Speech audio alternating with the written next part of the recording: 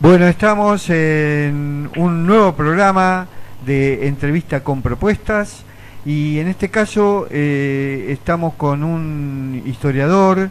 ¿Lo podemos considerar dentro del revisionismo histórico, Leonardo? Sí, sí, así es. Bueno, con el entrevistado es Leonardo Castañino, quien nos va a dar sus pareceres y sus visiones respecto de la historia y de última de la vida, ¿no? Bueno, ¿cómo le va, Leonardo? Bueno, muy bien. ¿Y ustedes? Saludo a la audiencia. Bueno, aquí estamos en la AM 1440 de la localidad de Mar de Ajó, Partido de la Costa. Está bien. Mire, nosotros hemos seguido lo descubrimos, mejor dicho, a través de un libro que habla sobre la guerra del Paraguay, la guerra de la Triple Alianza. Sí. ¿Nos podría decir el título completo y en fin? El título se llama Guerra del Paraguay, la Triple Alianza contra los países del Plata. Porque esa un poco fue una frase de Alberdi que decía que que fue la guerra de la triple oligarquía porteña, montevideana y de Río de Janeiro contra las provincias del Río de la Plata, porque en esa época Paraguay era considerada una provincia de la Confederación. El título en realidad me trajo alguna controversia, porque yo le puse Países del Plata, porque en esa época se llamaba provincias, a las provincias también se llamaba países, país de Tucumán, país de Córdoba. Entonces ponerle provincia contra una provincia Paraguay parecían sentirse ofendidos. Pero algunos me han preguntado, ¿por qué contra los países de Plata? Y sí, porque en realidad fue una guerra liderada por Mitre, Brasil, y fogoneada, digamos, por los ingleses, que fueron los que financiaron la guerra. Y la propiciaron. Y la propiciaron, sí. Y en definitiva fue contra las provincias unidas del Río de la Plata, porque se endeudó Argentina, Uruguay, Brasil mismo, y destruyeron Paraguay, que también quedó endeudada y destruida, y murió el 75% de la población, ¿no? Bueno, a mí me gustaría dedicarle un poquito a esto, pero antes vamos a presentarlo para que la audiencia de aquí del Partido de la Costa y de la zona de influencia de la radio. Nosotros llegamos hasta el norte, Leonardo Castañino, hasta Chascomús. Para el oeste llegamos hasta Azul, Rauch, perfecto, y después Azul llegamos no al centro, porque lo tapan otras emisoras, pero después llegamos para el sur, hasta Necochea.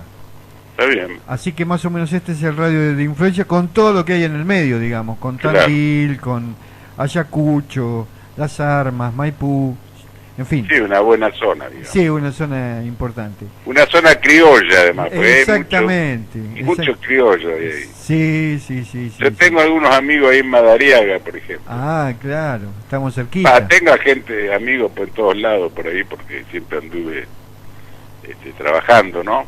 No como historiador, pero... Ajá. ¿Usted qué profesión tiene? Además? Yo soy ingeniero civil. Ah, claro. Ahora me dedico a la parte vial, entonces he ido desde asesorar por caminos rurales a los municipios.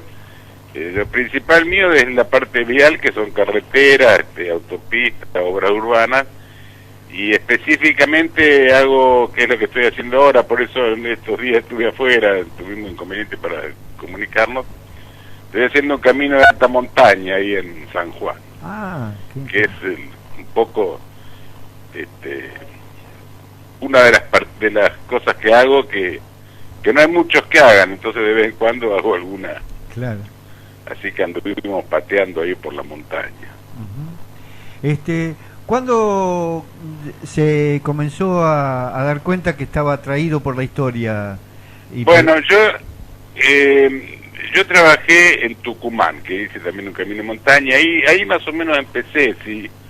Después yo era profesor en la tecnológica, y había un ingeniero que era un historiador, que sabía muchísimo. Yo le preguntaba, pero qué raro usted no se dedicó que sabe tanto historia, que le gusta.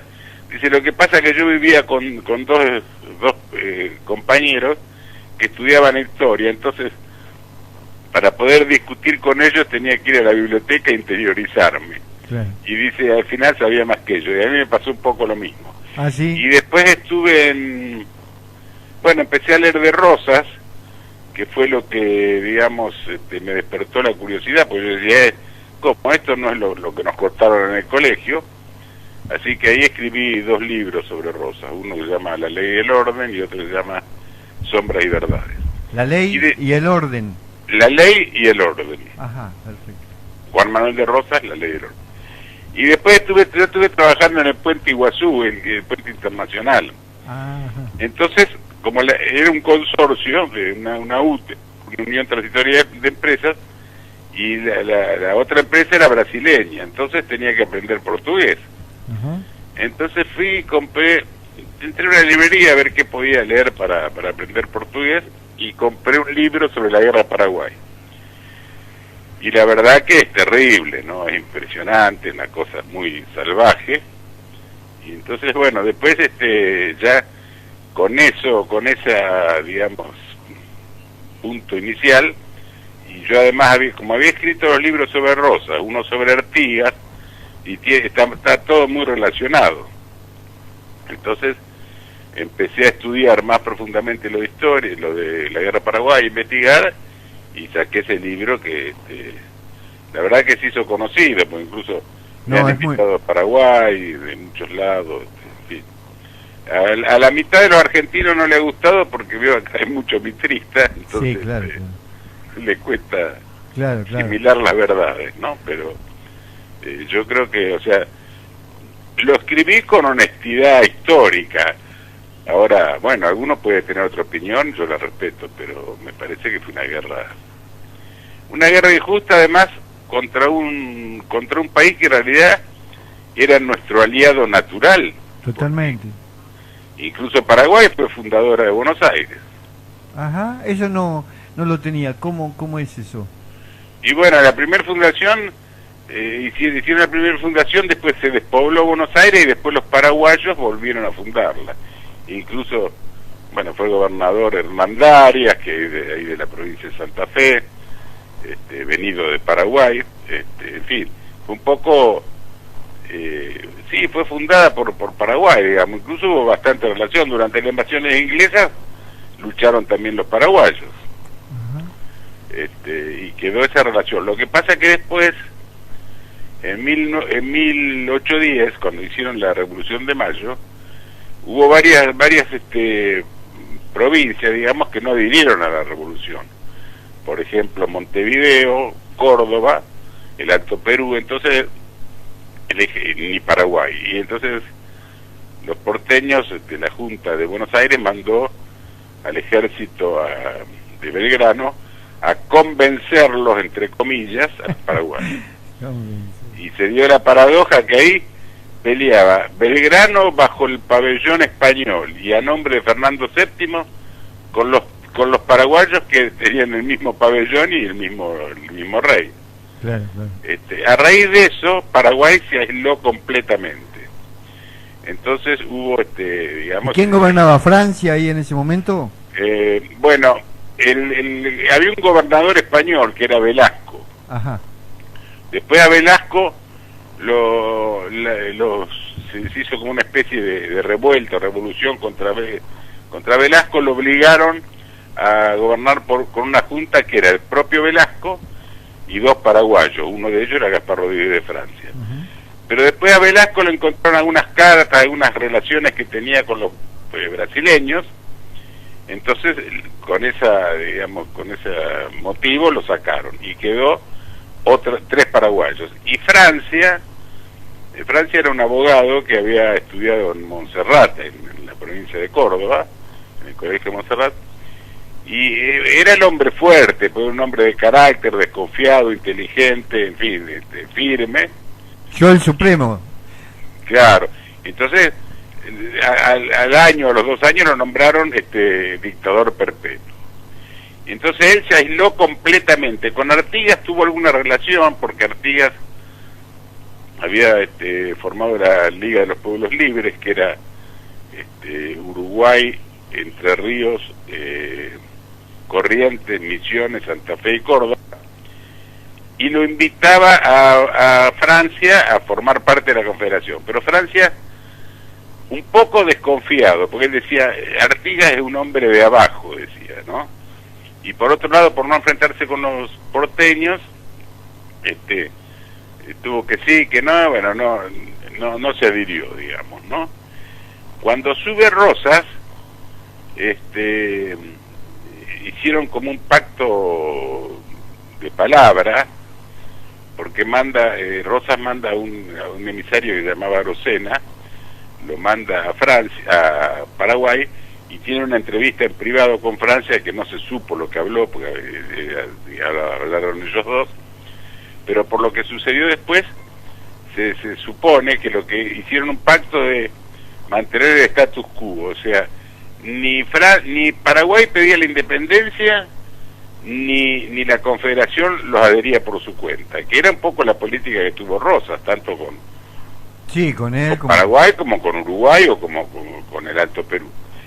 Entonces quedó así como un status quo, digamos, con la situación como estaba. Ahora, después cuando muere Francia en 1840, lo sucede Carlos López, que era más aperturista, que era un abogado. Entonces declara la independencia y manda un emisario a Buenos Aires a hablar con Rosas, ¿no? Estuvo un mes acá y lo trataron muy bien todo, pero en definitiva Rosas le contestó en una carta oficial donde le decía que él no estaba ni a favor ni en contra de la independencia, pero que eso lo tenía que resolver, siendo una provincia argentina, lo tenían que resolver entre todas las provincias. Entonces, que cuando se pacificaran las provincias, porque estaban en guerra contra los anglo-franceses o contra Santa Cruz de la Confederación Peruano-Boliviana, entonces dijo que cuando pase todo eso lo iban a considerar.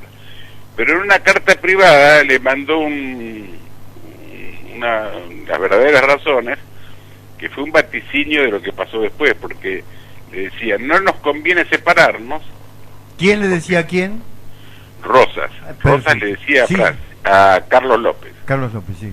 Le decía, no nos conviene separarnos porque se le va a llenar de lojistas y de extranjeros que después les va a pasar como nosotros, que no sabemos qué hacer y tienen más derechos que los autóctonos de acá. Claro. Y además nos vamos a debilitar los dos y nos van a invadir los brasileños, que fue lo que pasó, porque primero lo sacaron a Rosas y después de eso se unió el mitrismo argentino con Venancio Flores y con uruguayo, y con Pedro II brasileño, con la financiación de Rothschild a través del Barón de Mauá, y invadieron Paraguay. Tuvieron 5 años peleando, ¿no? Ahí Carlos López después muere y lo sucede el hijo, que era Francisco Solano López, que fue el que estaba de jefe durante la guerra. Ahí Solano López cometió otro error, porque cuando se peleó, cuando se enfrentaron Urquiza y Rosas. No, Urquiza y Mitre, Rosas ya lo habían... había pasado. Fue en el año 59 y 61, hubo la batalla de Pavón y la de Cepeda. Y López hizo de mediador, lo hizo ponerse de acuerdo a Urquiza con Mitre, que incluso el hermano de López dijo, me parece que acabas de trenzar la soga con que nos van a ahorcar, y efectivamente Mitre después lo hace sacar, lo ayuda a Venancio Flores a que desaloje al gobierno blanco, que era federal, de la banda oriental, y lo ponen a Venancio Flores, que era unitario, masón, en fin. Entonces, ahí hacen el pacto el pacto de la Triple Alianza en el año un año antes de la guerra. La guerra se declaró, la declaración de guerra se hizo en mayo de 1865, pero un año antes, en la punta del arroyo Rosario, que es un arroyo que está ahí en Uruguay, se juntó Elizalde, que era el ministro de Mitre, Venancio Flores, un brasileño que era Saraiva, y un inglés que se llamaba Thornton, y ellos ahí hicieron el pacto de alianza. Eso se sabe porque ellos mismos lo confesaron después en documentos, en cartas. Claro. Hicieron un pacto sin firmarlo. Después, ¿qué pasó? No sé si me estoy extendiendo mucho, pero... No, pero está bien. Bueno, lo que pasa es que bueno, nosotros queremos saber tantas cosas que usted... No... Bueno, le termino rápidamente. Paraguay era digamos, aliado o tenía amistad con Uruguay porque era la que le posibilitaba la salida al mar. Porque Paraguay tenía flota mercante y todo. Entonces, cuando Mitre lo financia a Venancio Flores para que desaloje al gobierno y los brasileños lo atacan, eso fue en octubre del 64, López le advierte, ojo que si ustedes invaden Uruguay es casus belli, y fue lo que pasó. Tenían un convenio entre los brasileños y Brasil, entre los brasileños y los paraguayos, porque los paraguayos en 1801 le habían arrebatado a Mato Grosso. Ajá. Y le presionaron a López para que lo dejara pasar por el río. Bueno, llegaron a un arreglo con Carlos López, que podían pasar por el río, pero con un cierto tonelaje, con un cierto armamento, y además debían entrar en los puertos para ser inspeccionados. Entonces, en noviembre de 1864, los brasileños mandan un barco armado y pasan de largo en Asunción. Entonces López le incauta el barco, los toma prisioneros, le confisca el armamento y le declara la guerra a Brasil. Y a partir de ese momento, Argentina pasa a ser beligerante contra Paraguay, porque se declaraba neutral, pero le daba armas a los brasileños, los dejaba pasar por el río. Cuando bombardearon Paysandú a fines del año 64, venían a cargar bombas acá al puerto de Buenos Aires. Y además no lo dejaban pasar a López por Entre Ríos, o por Corrientes, mejor dicho, para ir a defender Uruguay. Entonces López le declara la guerra a Argentina, y le declara la guerra en fines de marzo del 65, y manda un emisario. Y Mitre, ¿qué hace? Lo pone prisionero al emisario y esconde la declaración de guerra, a esperar que los paraguayos pisen tierra correntina. Entonces, cuando ocupan Corrientes, nos atacaron sin declaración de guerra. Entonces ahí le declara la guerra a Paraguay. Claro.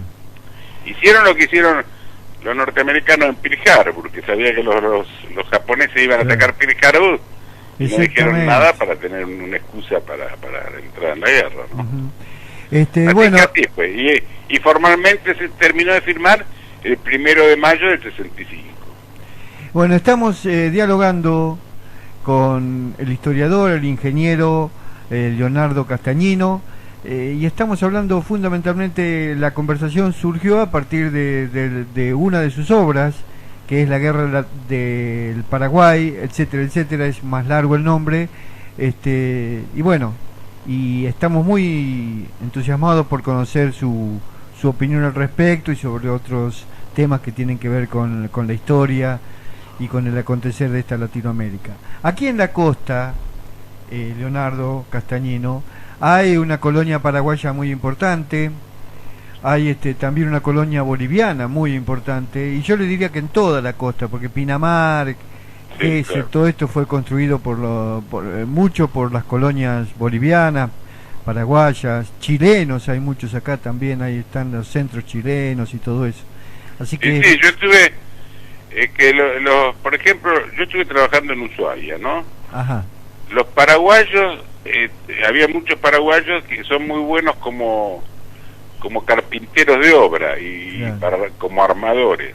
ajá, Y después los bolivianos también son muy trabajadores y son...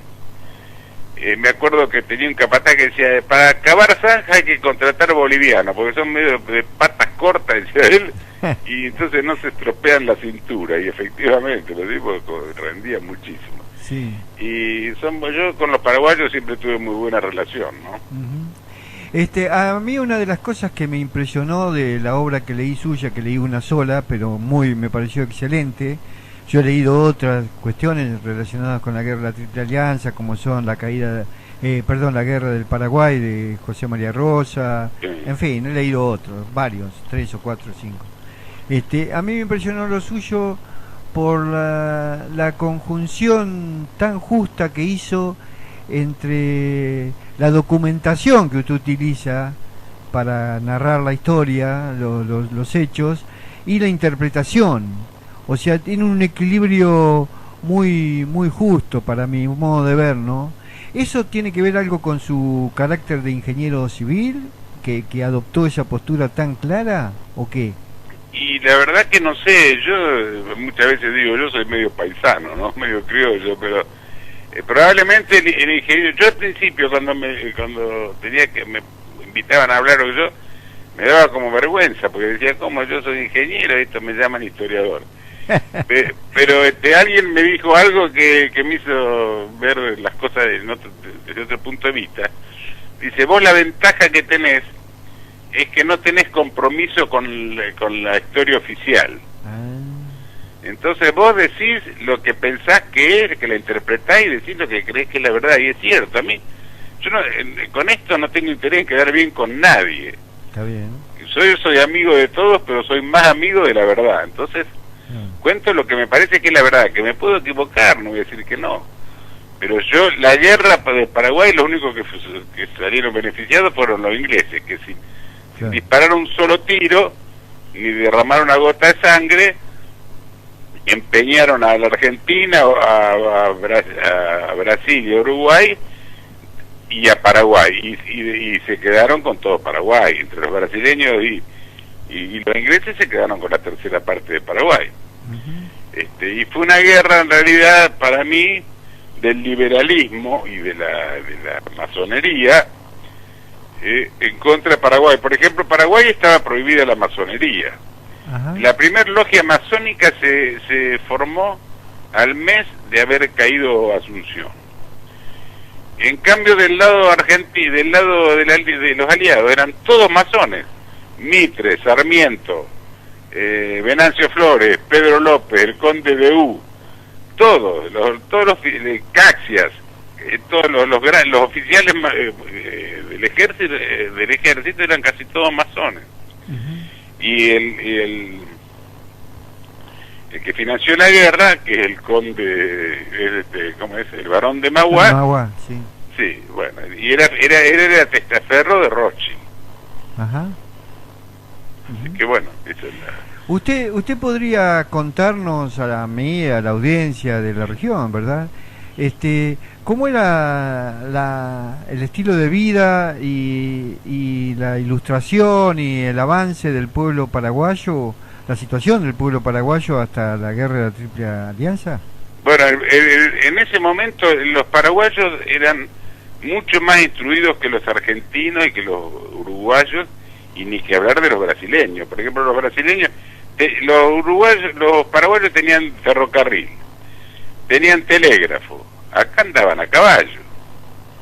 Cuando los brasileños, que eran el ejército estaba compuesto casi todo por negros, por esclavos, que iban a pelear en una tierra que no era de nadie, que no les pertenecía, ni sabían ni qué era.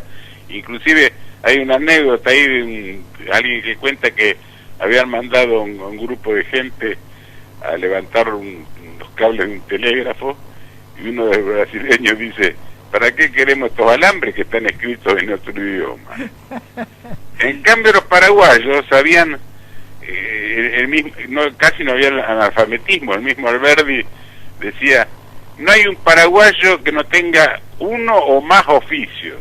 ¿Qué tal? Y que no sepa leer ni escribir. Inclusive en el ejército llevaban un carro que era una imprenta, y hacía periódicos, distribuía periódicos que a veces estaban redactados en guaraní, en castellano y a veces en brasileño, entonces los dejaban como que se le habían caído para que los agarren los enemigos.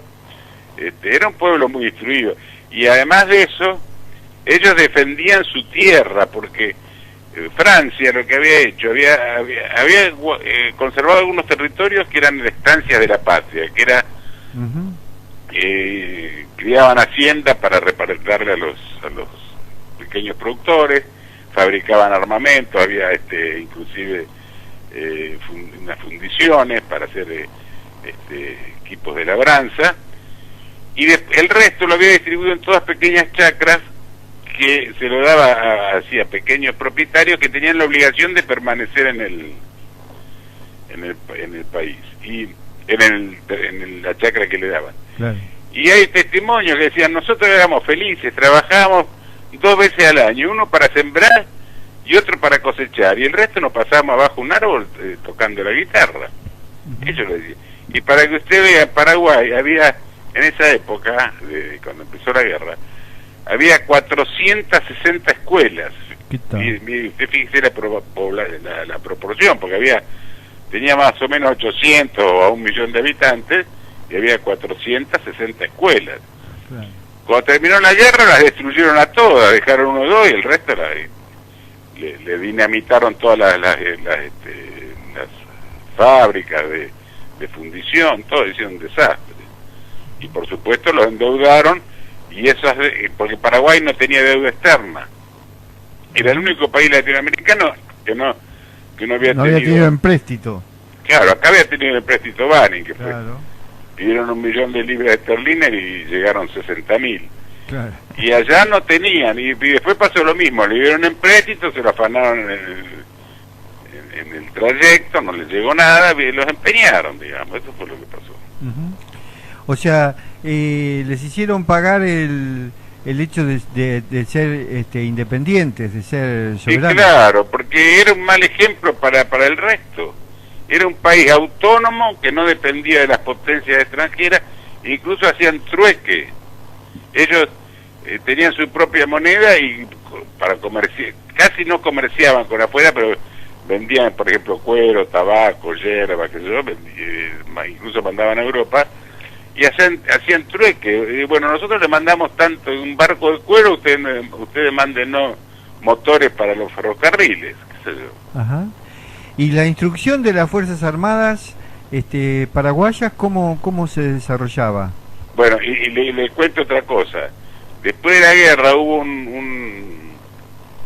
unos científicos europeos que dicen que el pueblo paraguayo medía aproximadamente unos 10 centímetros más que los aliados. Ajá. Porque la alimentación era más compensada, comían además de carne, comían verduras, cereales. En cambio acá los paisanos comían carne nomás y mate.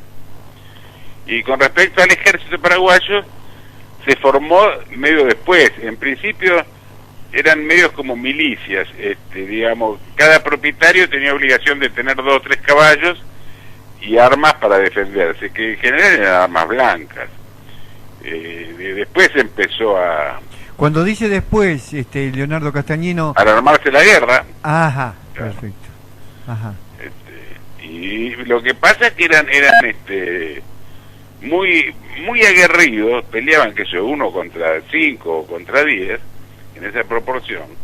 ¿Por qué? Porque ellos estaban defendiendo su territorio. No es lo mismo, si usted defiende el living de su casa, no es lo mismo que el que va a quedarse con el living de otra casa. Claro. Sí, totalmente.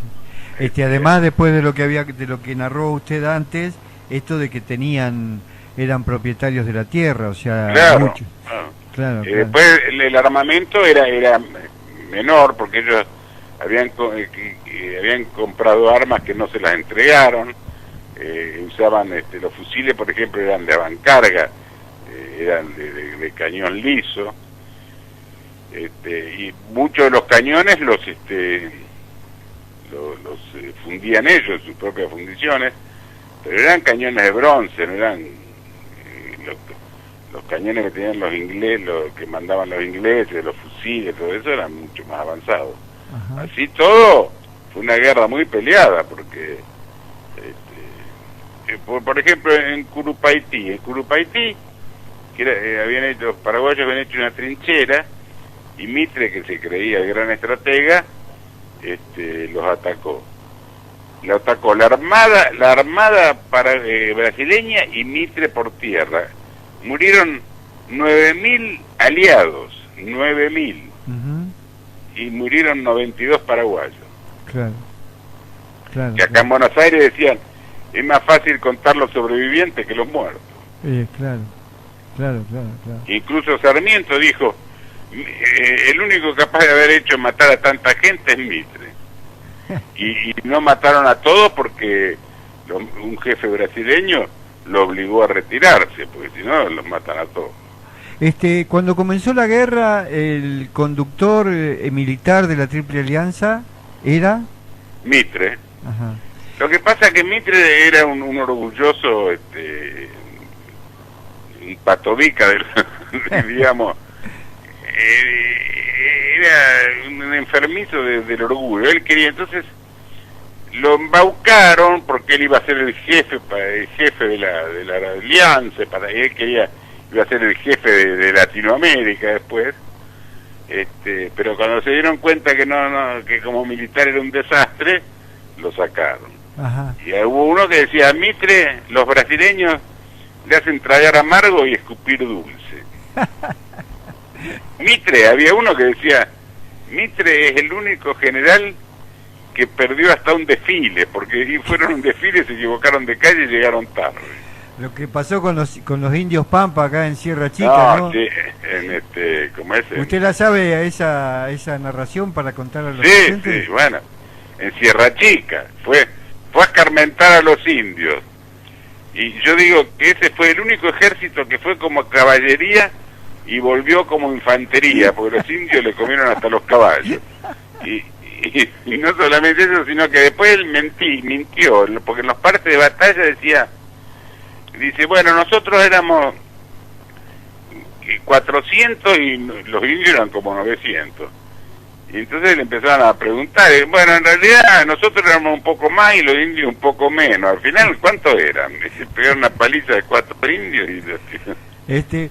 Cuando Mitre, bueno, es destituido, digamos, más allá de cómo haya figurado en la prensa y todo eso, de la prensa porteña, de Paraguay, y tuvo que regresar, ¿qué es lo que hizo? Mitre, y sí, nos mintió a todos. Lo que inventó la historia, eso es lo que hizo. Mitre tenía un séquito de aduladores, y claro, uno lo dejaba hablar, el tipo envolvía a cualquiera, pero después de la guerra hizo un papelón, porque lo mandaron dice, che, ahora arregla esto. Fue a Brasil, los brasileños lo despreciaron, los uruguayos dijeron, no, nosotros no nos metemos. Fue a Paraguay también, hizo un papelón. Lo poco que podría haber recuperado Argentina de Paraguay, lo perdieron gracias a Mitre. O sea que en definitiva no hizo nada. Para mí fue un desastre. Si me escuchan del Diario de la Nación me van a venir a buscar, pero lamentablemente es la verdad, yo no lo puedo ocultar. No, pero además lo que no es porque estemos hablando, pero realmente con usted presente, digamos, pero lo que usted dice lo ratifica con la documentación, así que no es que lo inventa. Sí, no, a mí, yo he discutido así bastante, o sea, cambiado impresiones, pero cuando digo algo, a lo mejor en el momento no me acuerdo de memoria, pero claro, lo digo con datos leídos sacados de algún lugar, ¿no? Pero hay verdades que no se pueden ocultar, por más que nos duela. Algunos dicen, no, pero vos sos contra la Argentina. No, yo no soy contra la Argentina, yo estoy a favor de la verdad. La verdad fue esa. Y lamentablemente, como yo dije hace un rato, el aliado natural nuestro era Paraguay, y hubiéramos sido una potencia. Una potencia hubiéramos sido. Al final, ¿qué ganamos? Destruyeron a Paraguay.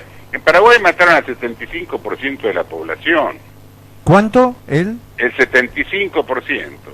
Y de los paraguayos mayores de 10 años mataron al 97%. Es un genocidio. Sí, claro. Y Sarmiento decía, es providencial que haya existido López para hacer desaparecer de la tierra esa raza guaraní. Y todavía no sé, dice que el maestro, nuestro maestro, no sé. Usted que habla en su libro de la relación de Francisco Solano López con Estados Unidos. Sí. ¿Qué nos puede ilustrar al respecto? Bueno, él tenía incluso un hijo que estudiaba allá, pero además el cónsul norteamericano estuvo en Paraguay, incluso describe parte de los episodios de guerra, lo he sacado de la descripción de él,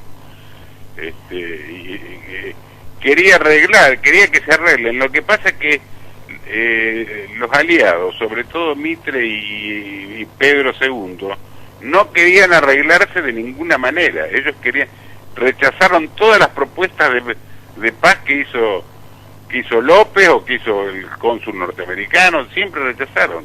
Cuando se juntaron en Yataití Corá,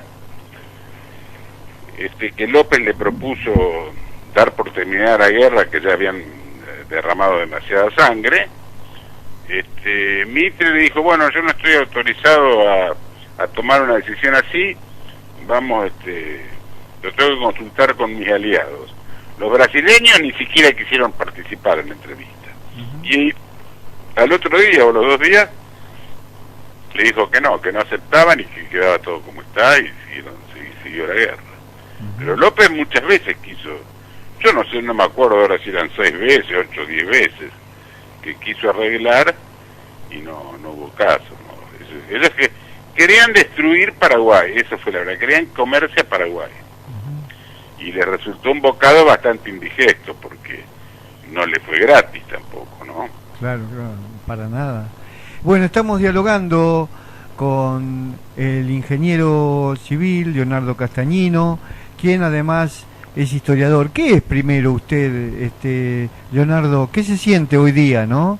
¿Ingeniero más que historiador o historiador e ingeniero? Y bueno, la verdad que si pudiera dedicarme a la historia nada más, lo haría. Lo que pasa que no, económicamente no. Claro. No tiene marketing, digamos. Así que sigo trabajando en la cosa que siempre hice, y me gusta. Trabajo con mi hijo, que también es ingeniero, con mi hermano, que trabajamos en forma independiente. Está bien.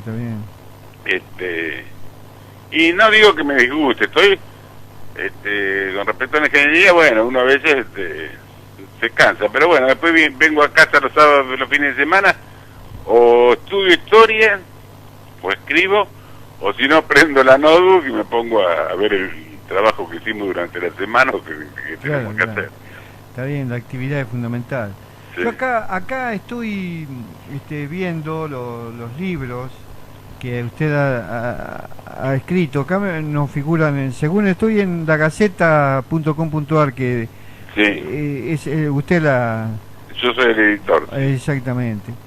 Bueno, usted acá figuran 7, desde La Sombra, Juan Manuel de Rosas, Sombras y Verdades, sí. La Guerra del Paraguay, que estamos comentando más extensamente. Juan Manuel de Rosas, La Ley y el Orden, Historias de la Pampa, sí. Soy Federal, Artigas, Rosas y Francia, Línea Histórica Federal, La Guerra Imperialista de la Triple Alianza contra Paraguay, desde desde Trafalgar a Cerro Corá. A Cerro Corá. Y por último, ¿quién inventó el dulce de leche? ¿Estamos más o menos así? Sí. Ahora estoy escribiendo otro, que es sobre las invasiones inglesas. Mire usted. Que para mí es 1806, 1807, 1810, 1833 de Malvinas, 1845 la vuelta obligado, y 1852 cuando lo sacan a Rosas. Claro. Y por ahí entre medio me como alguna que no la voy a nombrar todavía hasta que no salga el libro porque me van a matar, pero bueno. Está bien, está bien, está bien, está bien. Hay una etapa de la historia argentina que a mí me interesaría mucho, me interesa, conozco, pero no puedo conseguir por ahora, por lo menos algún libro que informe de la forma que usted informa, digamos, ¿no? Que con interpretación, como es documentación e interpretación. Claro. Que es la década que va de 1852, la caída de Rosas, hasta 1862, cuando Buenos Aires, en buena parte de ese periodo, si no es todo, está separado de la Confederación, sí, del resto del país. ¿Usted ha escrito algo al respecto? De no, esa... bueno, en los libros está así mechado algunas cosas, la batalla de Pavón,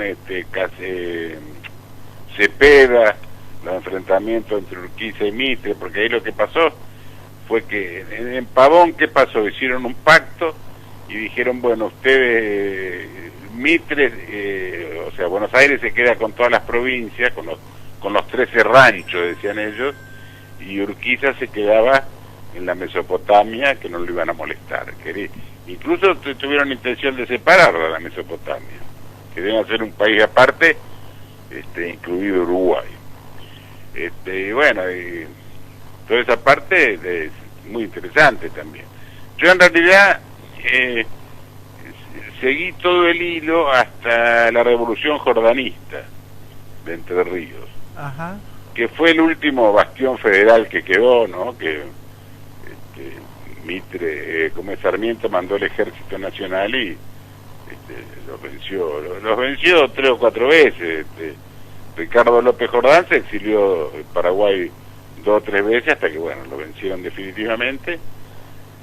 Y después ya de grande lo quiso atraer a Roca como candidato, como partidario, y no, López Jordán no quiso. Y al final lo terminaron matando acá en la calle, creo que es Maipú y Tucumán, ahí le pegaron un tiro en la nuca, un descendiente de Urquiza, porque López Jordán era lugarteniente de Urquiza. Sí. Incluso había estado en Caseros del lado de Urquiza, en Cepeda, en Pavón, todo. Cuando se armó la guerra de Paraguay, los entrerrianos se oponían, en general todo el interior se opuso a la guerra de Paraguay, lo llevaban maniados los tipos. Incluso hay notas que decía, acá le mando a tantos milicianos, no sé qué, devuélvannos las maneas. Había un catamarqueño que le facturaba a la nación, dice, por 200 grilletes para los voluntarios a la guerra de Paraguay. No querían ir. Y uno de los que no querían ir eran los entrerrianos. Se desbandaron ahí en Toledo y en Basualdo. Además Urquiza siempre navegó con un pie en cada canoa. Sí. Cuando en 1852 se vendió a los brasileros, le pagaron 400.000 patacones para que se dé vuelta.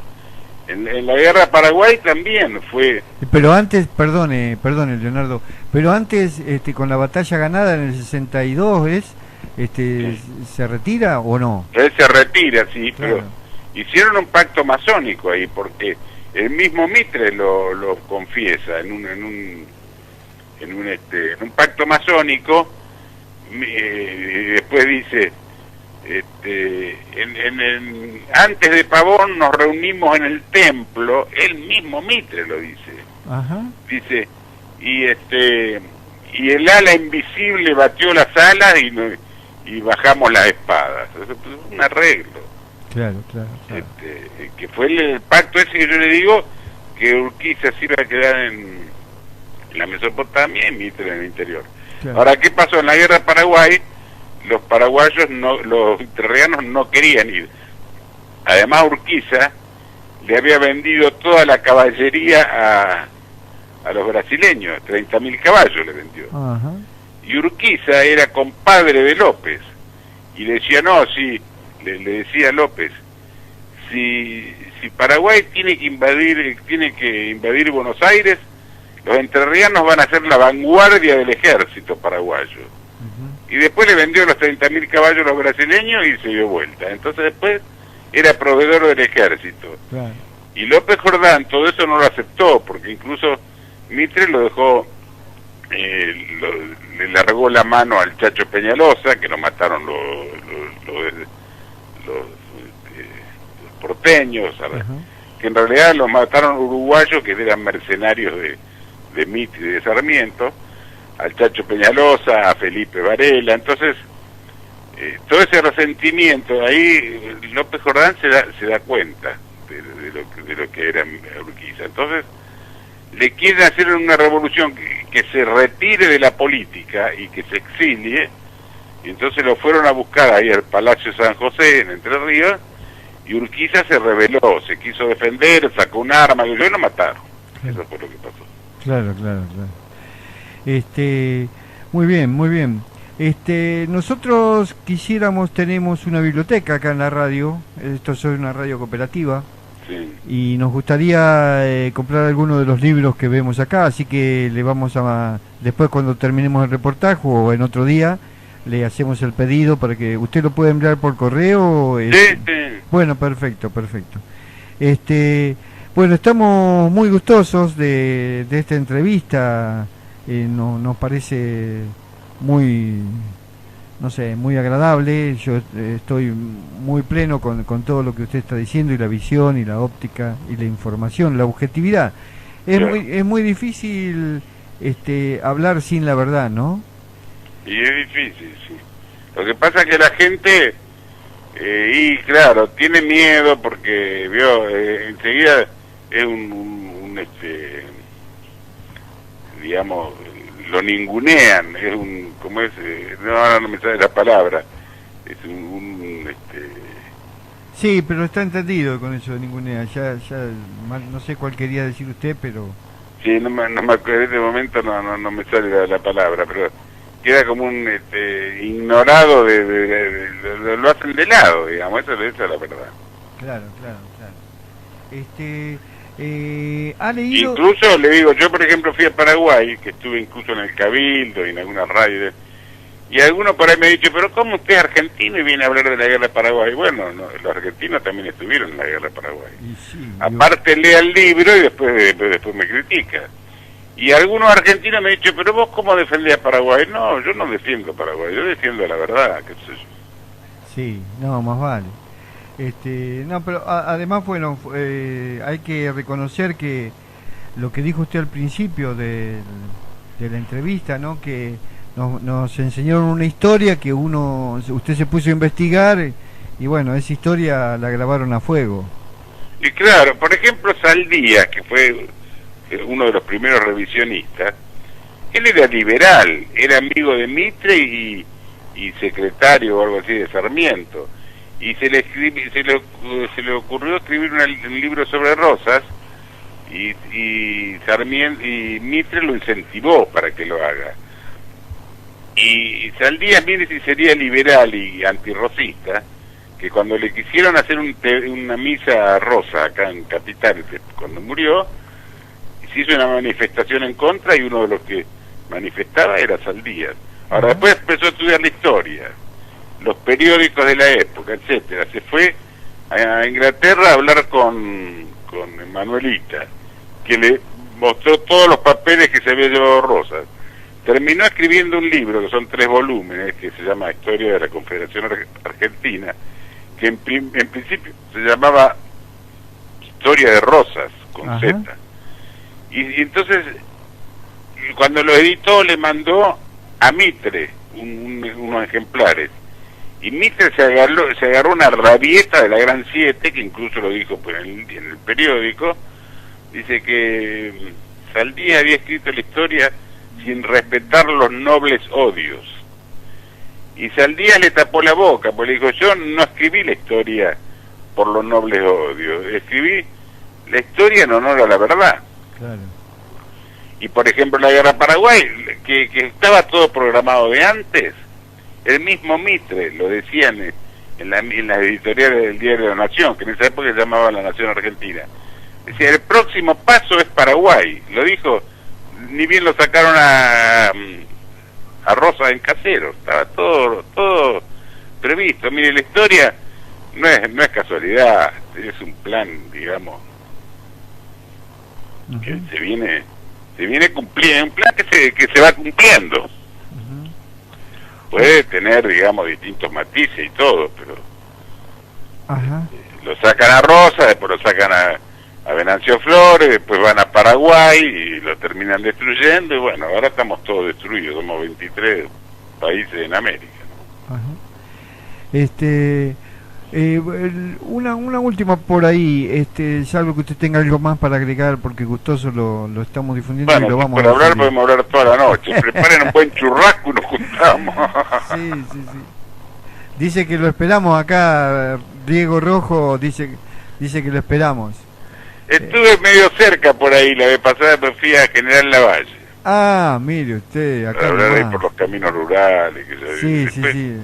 Rodríguez estuve en Ponte, General Belgrano. el intendente Rodríguez Ponte, si tuvo que hablar con la autoridad. Bueno, no, yo le quería preguntar sobre el libro de Arturo Jaureche sobre el revisionismo histórico. Sí. Si lo ha leído, yo supongo que tiene, no sé si lo No, lo he leído hace mucho, pero no, la verdad que no tengo así, hace tanto que lo leí que no me acuerdo. No se acuerda nada. No, está bien. No, porque tiene un apéndice donde él habla de los, que en realidad lo escribe otro señor que no recuerdo el nombre ahora, no es Arturo Jaureche, que escribe sobre el tema, y tiene un apéndice donde habla de los historiadores revisionistas. Sí. Y yo ahí vi su nombre también. Ah, pero pero entonces tan viejo seré. No, pero yo en la época de Jaureche estaba en Bolivia todavía. No sé, muy raro, qué sé yo. Ojo que hay un castañino que escribe también, creo que es Raúl Castañino, pero escribe... No, pero yo sé. Bueno, mire, ahora lo que yo tenemos, cuando le pida el libro, me rectifico o me ratifico, y le paso hasta la página del libro que lo leí. Pero puedo estar equivocado yo, discúlpeme. No, puede ser que alguien haya escrito un libro sobre Jaureche y me haya tenido la amabilidad de nombrarlo. No, yo no me acuerdo el nombre del... este libro es de Arturo Jaureche, firmado por Arturo Jaureche y todo, pero la segunda parte, hay una parte, es la misma tapa, porque yo estoy mirando acá en internet que hay una tapa donde está Juan Manuel de Rosas en la tapa, porque él dice que el eje del revisionismo es Juan Manuel de Rosas. Sí, claro, porque ¿qué pasa? Juan Manuel de Rosas primero trataron de ignorarlo, como no lo pudieron ignorar, trataron de taparlo, de desfigurar la figura de Rosas. Cuando empezaron a revisar la historia y se dieron cuenta de lo que era, para mí fue el tipo más grande que hubo acá. Tuvo 20 años peleando contra a brazo partido, no le sacaron ni 1 metro cuadrado de territorio.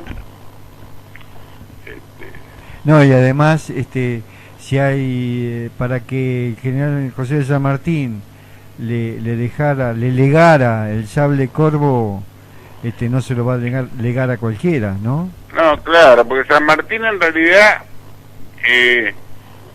San Martín estuvo, no sé si 5 años acá, o 7, y en realidad San Martín, si vamos a la realidad, dividió el virreinato en 4 o 5 provincias o naciones, como quiera llamarlo, Argentina, Chile, Perú, Bolivia, a Paraguay la dejaron de lado y Uruguay también, y se fue a Inglaterra porque los unitarios le hicieron la guerra. Claro. Pero Rosa estuvo peleando brazo partido contra todos y entonces cuando hubo la invasión anglo-francesa, San Martín lo reconoció a Rosas que había sido un hombre, incluso dice una lucha incluso de más trascendencia que la guerra libertadora, lo dijo. Y a Alberdi le pasó lo mismo, porque Alberdi... ¿Cómo? Exactamente, digo yo, no apoyando lo que usted dice, porque comparto plenamente. Alberdi, cuando en principio lo quiso, digamos, ganárselo a Rosas o arrimarse a Rosas. Como Rosas no le dio bola, entonces se hizo su opositor, se fue a Uruguay, que yo empezó después que cae Rosas, se da cuenta del error que cometieron. Incluso lo va a ver a Inglaterra y le dice: usted tiene que defender el juicio de la historia, que tiene que mostrar sus papeles y tiene que ser reconocido. Alberdi se dio cuenta que se había equivocado.